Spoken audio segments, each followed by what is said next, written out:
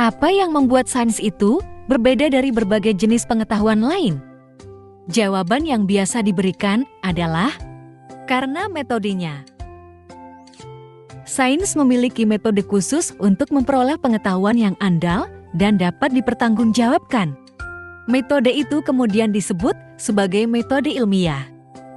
Melalui metode ilmiah itulah, para filsuf sains membuat garis pembatas antara sains dan non-sains. Namun persoalannya, sampai saat ini tidak ada kesepakatan di antara para filsuf sains tentang metode ilmiah seperti apa yang bisa menjadi garis pemisah antara sains dan non-sains. Para filsuf punya pandangan yang berbeda, bahkan bertentangan tentang persoalan ini. Oleh karena itu, seorang penulis buku sekaligus peneliti di Pusat Filosofi dan Sejarah Sains di Universitas Boston, Lynn McIntyre, menawarkan pandangan lain tentang apa yang membuat sains itu spesial dan layak dipercaya. Menurutnya, bukan karena metodenya yang membuat sains itu layak dipercaya, melainkan apa yang disebut sebagai sikap ilmiah. My name is Lee McIntyre, and my new book, The Scientific Attitude, is about how to defend science against science deniers and others who have been attacking it. But in order to defend science, you really need to understand what's special about it. In the past, scientists have tried to defend science by talking about scientific method or just look how successful it is. But this really hasn't worked because it's fed into some of the myths that science deniers use when they think about science, such as that science has to lead to proof or certainty, which backs up their false idea that climate change isn't settled science or that evolution is just a theory. So instead of talking about scientific method, I think that we should talk about the scientific attitude, which is the idea that scientists care about evidence and that they're willing to use evidence in order to change their beliefs. Sikap ilmiah adalah sikap untuk berkomitmen pada dua prinsip dasar, yaitu peduli pada bukti empiris dan mau mengubah teori jika ditemukan bukti empiris baru yang membuktikan bahwa teori itu salah. Sikap ilmiah itulah yang menurut McIntyre yang membedakan sains dari non-sains, bahkan dari pseudosains. Sikap ini juga yang tidak dimiliki oleh para penyangkal sains dan oleh para ahli teori konspirasi. Mereka sama-sama tidak peduli dengan bukti empiris karena mereka hanya ingin melihat bukti-bukti yang bisa mendukung keyakinan mereka. Misalnya, para penyangkal perubahan iklim. Meskipun sudah ada konsensus di antara para ilmuwan yang tentu didasari oleh bukti-bukti empiris bahwa telah terjadi perubahan iklim, para penyangkal ini tetap saja menolak untuk percaya. Mereka bahkan melakukan kontranarasi terhadap kampanye perubahan iklim dan menentang upaya untuk menyelamatkan bumi dari iklim yang jauh lebih buruk. Sama seperti penyangkalan terhadap sains, pseudosains juga tidak memedulikan bukti-bukti empiris, artinya keduanya sama-sama jauh dari sikap ilmiah. Hanya saja pseudosains ini tidak sefrontal para penyangkal sains. Alih-alih menolak teori ilmiah, pseudosains berusaha memakai jubah sains untuk mempromosikan apa yang disebut teori pinggiran. Namun, begitu ada bukti-bukti empiris yang menolak teori pinggiran tersebut, mereka tidak mau untuk mengubah keyakinannya. Contoh pseudosains adalah teori perancangan cerdas atau intelligent design theory yang diajukan sebagai teori alternatif terhadap teori evolusi. Teori ini menyatakan bahwa ciri-ciri tertentu yang ada di alam semesta adalah hasil dari sebuah perancangan yang cerdas, bukan hasil dari sebuah proses tak terarah seperti seleksi alam.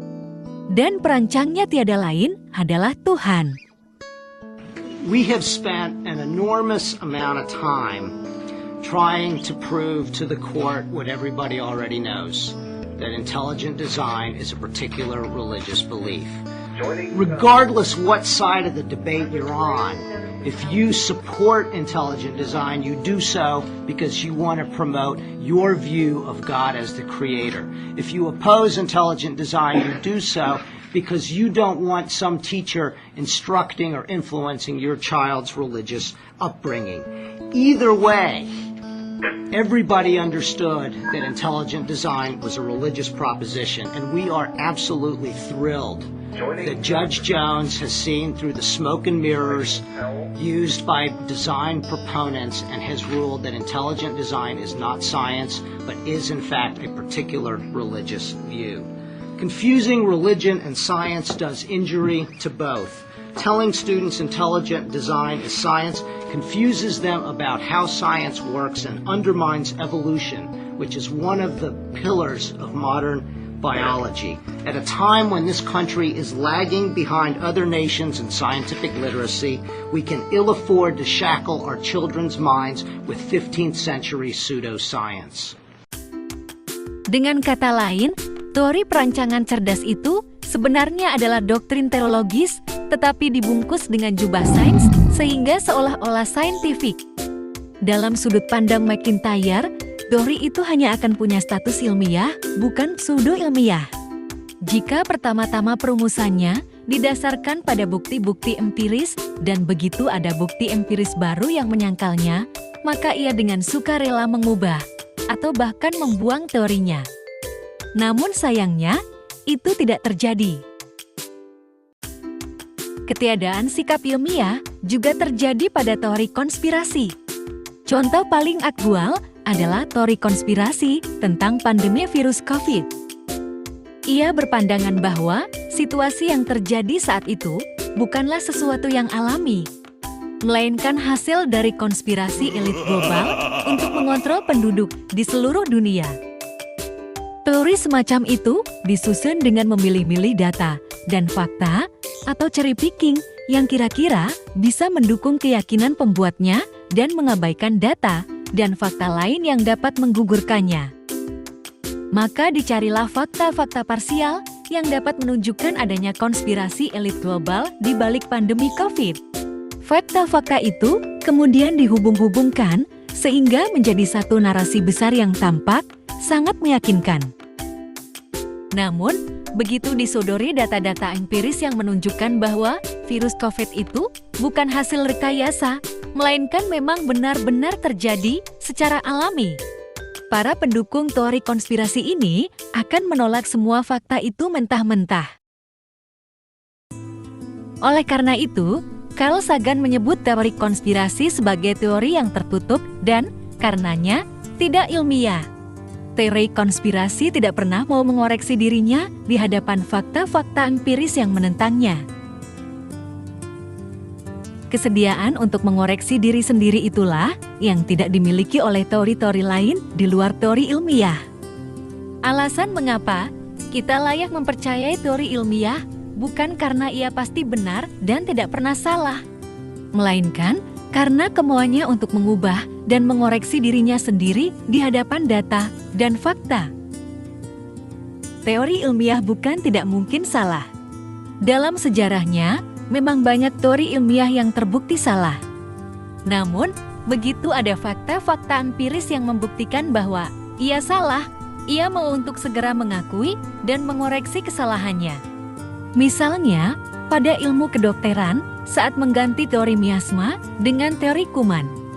Sebelum akhir abad ke-19, dunia kedokteran memiliki satu paradigma bahwa penyakit seperti kolera dan maut hitam itu disebabkan oleh miasma yang dalam bahasa Yunani berarti polusi atau udara buruk. Maka, berdasarkan teori itu, penyakit tersebut tidak diperoleh melalui penularan antar individu, tetapi melalui lingkungan tempat seseorang itu tinggal. Pada tahun 1880-an, teori miasma itu mulai ditinggalkan karena ditemukan adanya mikroorganisme yang dikenal sebagai kuman. Mikroorganisme ini menyerang makhluk hidup lain sebagai inangnya. Di dalam inangnya inilah dia berkembang dan melakukan reproduksi sehingga dapat menimbulkan penyakit bagi inang yang dia tempati. Dengan penemuan teori kuman tersebut, dunia kedokteran mengubah banyak hal dalam caranya menangani penyakit menular. Dengan demikian, meskipun sains tidak bisa menjamin teorinya pasti benar selamanya, tetapi dengan kemampuannya untuk terus memperbaiki diri, sains bisa membawa kita semakin dekat pada kebenaran.